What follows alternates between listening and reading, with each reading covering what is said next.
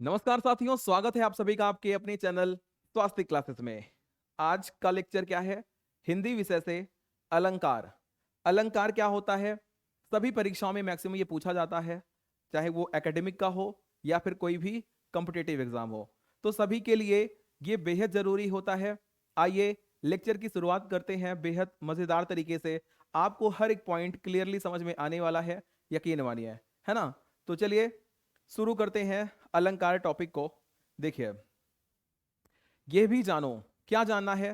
सबसे पहले समझते क्या अलंकार का वाच्यार्थ। अलंकार का वाच्यार्थ, अलंकार का क्या अर्थ होता है, आइए समझते हैं। अलंकार दो शब्दों से मिलकर बनता है। कौन सा शब्द है? तो पहला होता है अलम, फर्स्ट होता है क्या? अलम। और दूसरा होता है कार, और दूसरा क्या होता है? कार। तो अलम और कार से मिलके अलंकार बनता है। अलम का अर्थ होता है, अलम का अर्थ क्या होता है? तो अलम का अर्थ होता है शोभा। क्या होता है? शोभा या फिर सौंदर्य, या फिर सौंदर्य, शोभा या सौंदर्य। तो शोभा या सौंदर्य। और कार का अर्थ क्या होता है? करने वाला, करने वाला, या फिर बढ़ाने वाला, या फिर बढ़ाने वाला, करने वाला या फिर बढ़ाने वाला। इसका मतलब क्या हुआ कि जो अलंकार होता है ये सौंदर्य या फिर शोभा को बढ़ाता है। अलंकार सौंदर्य या फिर शोभा को बढ़ाता है। कहां पे बढ़ाएगा? तो काव्य में। कहां पे? काव्य में शोभा को बढ़ाएगा। ठीक है, देखिए आगे क्या है लिखा है, अलंकरोति इति अलंकारा। इसका मतलब क्या हुआ? अलंकरोति इति अलंकारा का मतलब क्या हो गया कि जो अलंकार है ये सौंदर्यवर्धक तत्व है काव्य में। काव्य में सौंदर्यवर्धक तत्व का काम कौन करता है? तो अलंकार करता है। ठीक है, कवि दंडी ने क्या बोला कि काव्य शोभाकरम धर्मान अलंकारान, धर्मान अलंकारान, अलंकारान प्रचक्ते, है ना? तो इसका मतलब क्या हो गया कि काव्य की शोभा बढ़ाने वाले जो धर्म होते हैं, काव्य की शोभा बढ़ाने वाले जो तत्व होते हैं, जो धर्म होते हैं, उन्हीं को अलंकार कहा जाता है। ऐसा आचार्य दंडी का कथन है। ठीक है, तो इसका अर्थात हमने समझ लिया। अर्थात हमने क्या समझा कि काव्य के या काव्य की सौंदर्य, सौंदर्य या फिर शोभा, काव्य के शोभा बढ़ाने वाले धर्म को, बढ़ाने वाले धर्म को क्या बोलते हैं? अलंकार बोलते हैं। अलंकार बोलते हैं। यहां तक आपको क्लियर हो गया होगा। अलंकार दो शब्दों से मिलकर बना है, अलम प्लस कार से। अलम का अर्थ होता है शोभा या फिर सौंदर्य, कार का अर्थ होता है बढ़ाने वाला या फिर करने वाला। और अलंकरोति इति अलंकारा यानी क्या होता है? अलंकार काव्य की शोभा बढ़ाने वाला तत्व होता है, काव्य सौंदर्य को बढ़ाने वाला तत्व होता है।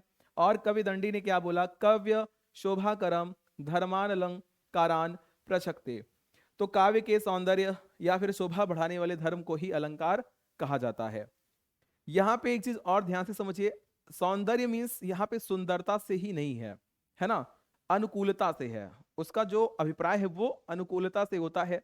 तो अनुकूलता से कैसे है, आइए मैं आपको और कुछ चीजें यहाँ पे बताता हूं। देखिए सच्ची बात क्या है, यहाँ पे ध्यान से समझिए। सच्ची बात क्या है? देखिए, जिस तरह झोपड़ी में फ्रिज की जगह घड़ा शोभा देता है ना? जैसे आप झोपड़ी जानते हो, झोपड़ी जानते हो, अगर आप गांव से रिलेटेड हो, है ना? अगर आप गांव से रिलेट करते हो, झोपड़ी का अभिप्राय आप जानते हो। ठीक है, हट मीन्स झोपड़ी, बचपन में भी हमने पढ़ा है। ठीक है, छप्पर ऊपर का जो बनता है। तो जिस तरह झोपड़ी में फ्रिज की जगह, अगर झोपड़ी में फ्रिज रखा है तो कम जचता है वो, है ना? लेकिन अगर घड़ा है तो वो ज्यादा शोभा देगा। गायक के घर में अगर कोई सिंगर है तो उसके घर में वाद्य यंत्र, जो भी इंस्ट्रूमेंटल होते हैं, म्यूजिकल इंस्ट्रूमेंट।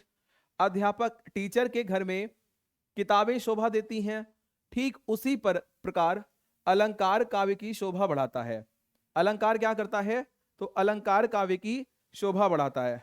ठीक है, अलंकार क्या काम करता है? काव्य की शोभा बढ़ाता है। और उससे अनुकूलता आती है। और उससे क्या आती है?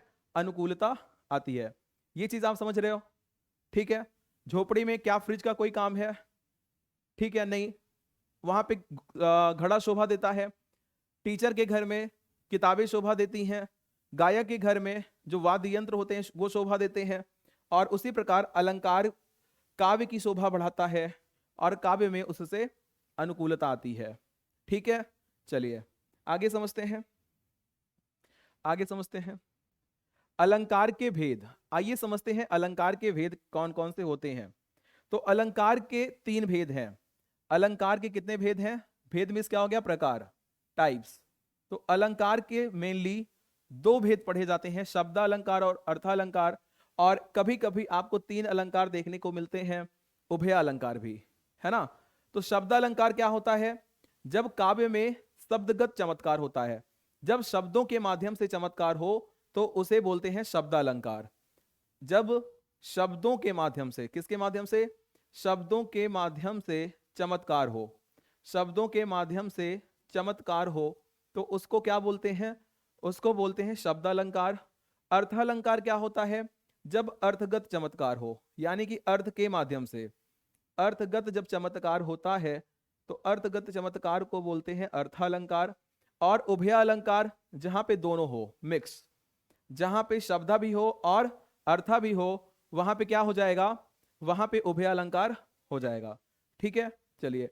तो शब्दालंकार, अर्थालंकार, बेसिकली ये 2 देखने को मिलते हैं, आपको उभय अलंकार भी जानते रहना है। आगे देखिए, आगे देखते हैं शब्दालंकार। शब्दालंकार, तो शब्दालंकार के कितने भेद होते हैं? ध्यान से समझिए,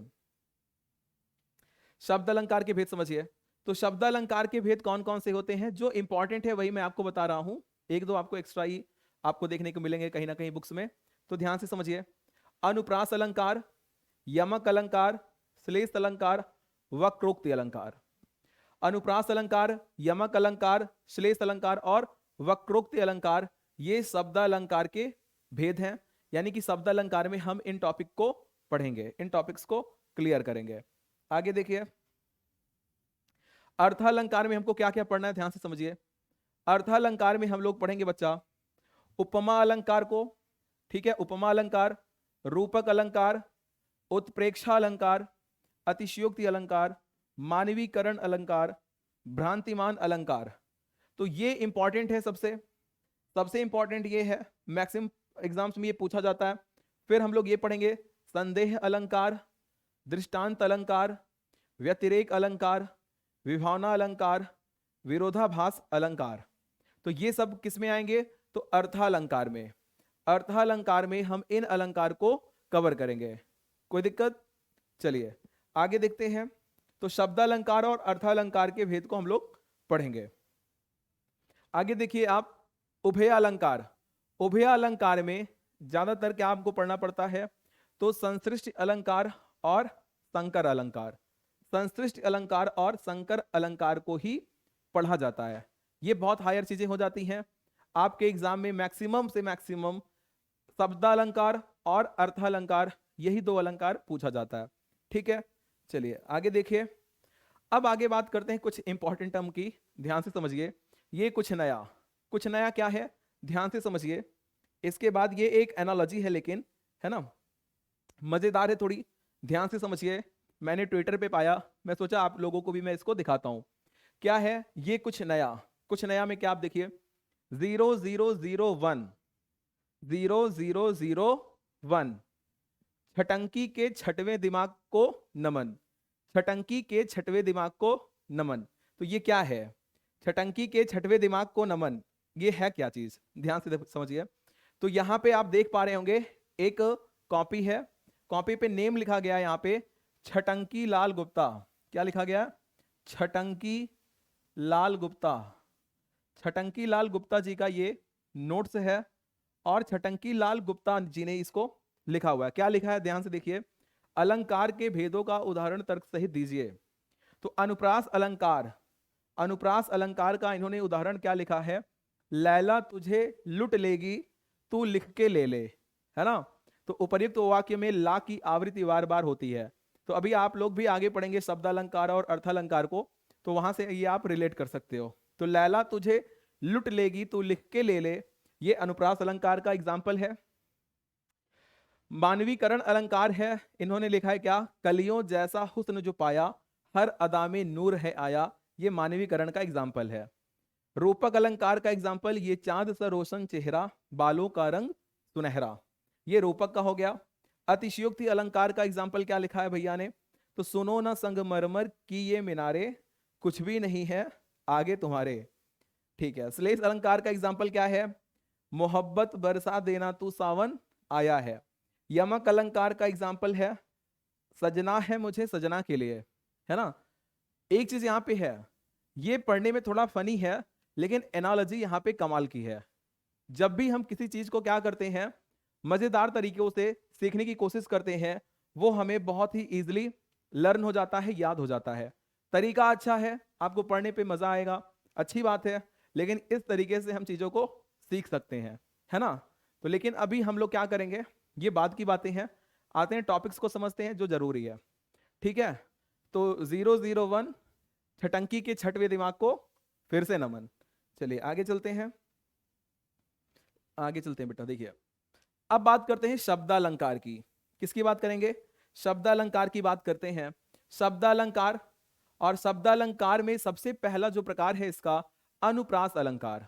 अनुप्रास अलंकार, तो अनुप्रास अलंकार में देखिए क्या होता है, तो इसमें वर्णों की आवृत्ति, वर्ण क्या होता है, वर्ण क्या होता है, ऐसी जो छोटी से छोटी इकाई जिसको हम तोड़ नहीं सकते हैं उसको वर्ण बोलते हैं।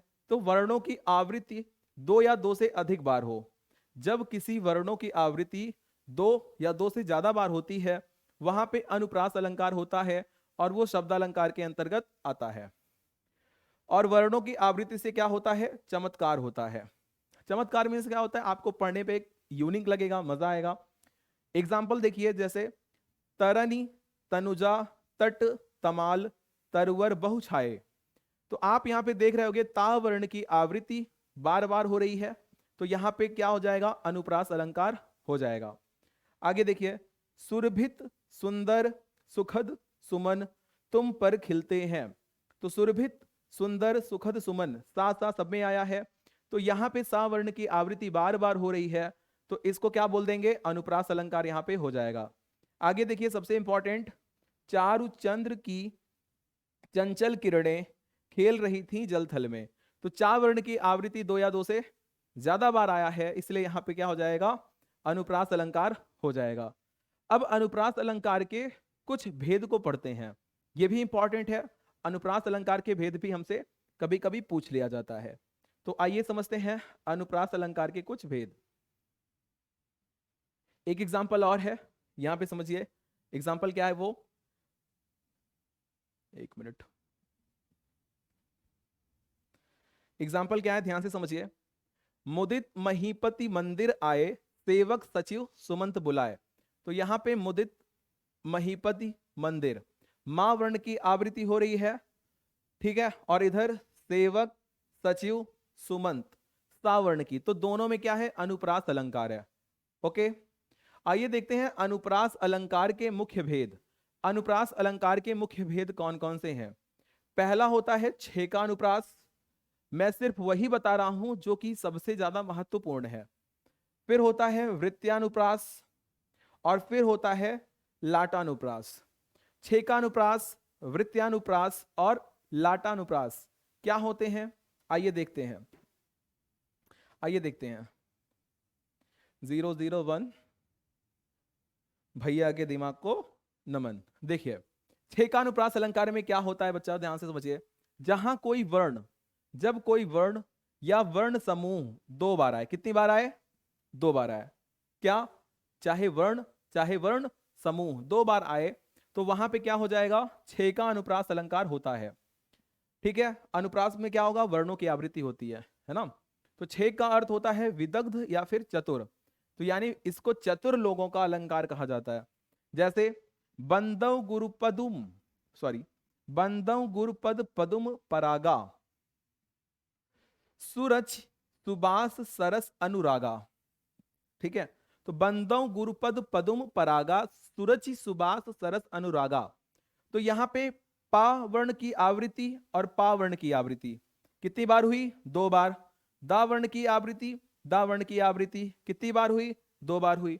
इसमें देखिए सुरचि, सा वर्ण की आवृत्ति, सा वर्ण की आवृत्ति, रावण की आवृत्ति और रावण की आवृत्ति, है ना। तो इस तरीके से यहां पे क्या हो जाएगा, 6 का अनुप्रास अलंकार हो जाएगा। अति आनंद मगन महतारी, तो अति आनंद मगन महतारी में भी क्या हो जाएगा, यहां पे भी 6 का अनुप्रास आपको देखने को मिल जाएगा।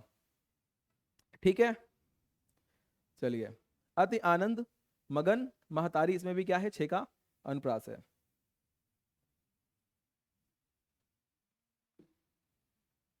आगे देखते हैं।